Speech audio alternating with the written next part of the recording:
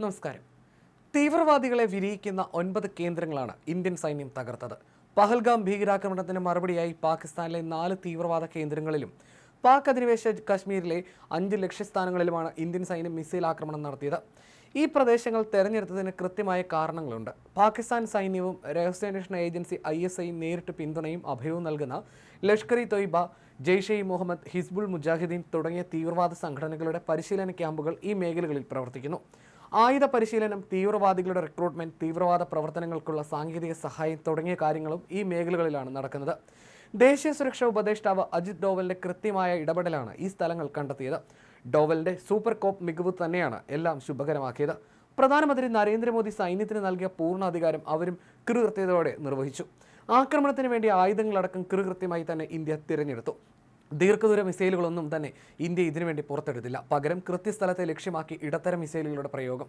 പാകിസ്ഥാനിലെയും പാക് അധിനിവേശ കശ്മീരിലെയും 9 ഭീകര കേന്ദ്രങ്ങൾ തീഗോളമാക്കിയ ദൗത്യത്തിന് സൈന്യം ഉപയോഗിച്ചത് സ്കാൽപ് ക്രൂസ് മിസൈലുകളും ഹാമർ പ്രിസിഷൻ ബോംബുകളുമാണ്. ഇവ ഘടിപ്പിച്ചത് ഇന്ത്യൻ വ്യോമസേനയുടെ ഭാഗമായ റഫാൽ യുദ്ധവിമാനത്തിലും. അതീവ പ്രഹരശേഷിയുള്ള വിദേശ നിർമ്മിത ബോംബുകളും മിസൈലുകളും പാകിസ്ഥാനെ കരയിച്ചു. സ്കാൽപ് അഥവാ സ്റ്റോം ഷാഡോ മിസൈലുകൾ ഇന്ത്യയുടെ കരുത്ത് കൂട്ടിയിട്ടുണ്ട്. ഇതുതന്നെയാണ് പാകിസ്ഥാൻ തീവ്രവാദ കേന്ദ്രങ്ങളെ തകർത്തത്.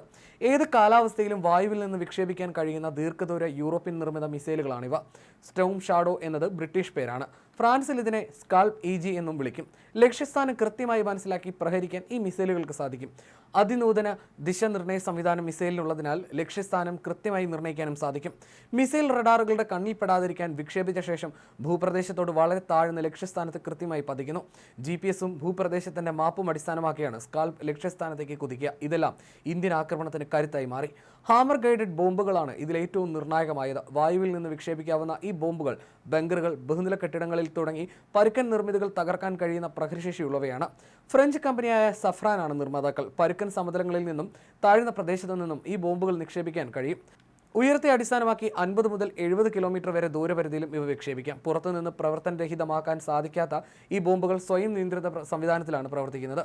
റഡാർ പോലുള്ള സാങ്കേതിക വിദ്യയ്ക്ക് ഹാമർ ഗൈഡഡ് ബോംബുകളെ എളുപ്പത്തിൽ കണ്ടുപിടിക്കാൻ സാധിക്കില്ല. അങ്ങനെ പാകിസ്ഥാനെ ഞെട്ടിച്ച ആക്രമണങ്ങൾ വിജയകരമായി.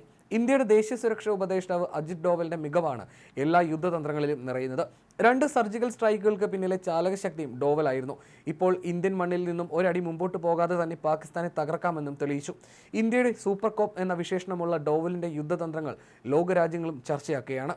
ഇന്ത്യൻ അതിർത്തിയിൽ നിന്നും 30 കിലോമീറ്റർ അകലെ സ്ഥിതി ചെയ്യുന്ന ഷവായ് നല്ല ക്യാമ്പാണ് തകർത്ത ഒരു ഭീകര കേന്ദ്രം. ലഷ്കർ ഇ തൊയ്ബയുടെ പരിശീലന കേന്ദ്രമാണ് ഇവിടം.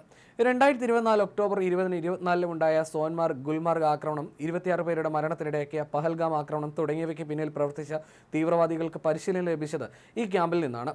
തീവ്രവാദ സംഘടനയായ ജെയ്ഷെ ഇ മുഹമ്മദ് തീവ്രവാദികളെ പരിശീലിപ്പിക്കുന്ന ക്യാമ്പാണ് സൈദ്ന ബിലാൽ ക്യാമ്പ്. ആയുധങ്ങൾ, ബോംബുകൾ, കാടുകളിലെ അതിജീവന മാർഗ്ഗങ്ങൾ തുടങ്ങിയവ ഈ ക്യാമ്പുകളിലെ പരിശീലനത്തിൽ നൽകുന്നു. മറ്റൊന്ന് ഗുൽപൂർ ക്യാമ്പ്. നിയന്ത്രണ രേഖയിൽ നിന്നും ഏകദേശം 30 കിലോമീറ്റർ അകലെ സ്ഥിതി ചെയ്യുന്ന ലഷ്കറി ഭീകരരുടെ താവളങ്ങളിൽ ഒന്നാണിത്. ഇവിടെ നിന്നുള്ള തീവ്രവാദികൾ ജമ്മു കാശ്മീരിലെ പൂഞ്ച്, രജൌരി ജില്ലകളിൽ സജീവമായിരുന്നു. 2023 ഏപ്രിൽ 20-നും 2024 ജൂൺ 9-നും പൂഞ്ചിൽ തീർത്ഥാടകർക്ക് നേരെയുണ്ടായ ആക്രമണത്തിന് പിന്നിൽ ഈ ക്യാമ്പുകളിൽ നിന്നുള്ള തീവ്രവാദികളുണ്ടായിരുന്നു. 2024 ജൂൺ 9-ന് നടന്ന ആക്രമണത്തിൽ തീർത്ഥാടകർ സഞ്ചരിച്ച ഒരു ബസ്സിന് നേരെ വെടിയുതിർക്കുകയും തുടർന്ന് മലയിടുക്കിലേക്ക് ബസ് മറിഞ്ഞതിനെ തുടർന്ന് 9 തീർത്ഥാടകർ മരിക്കുകയും ചെയ്തിരുന്നു.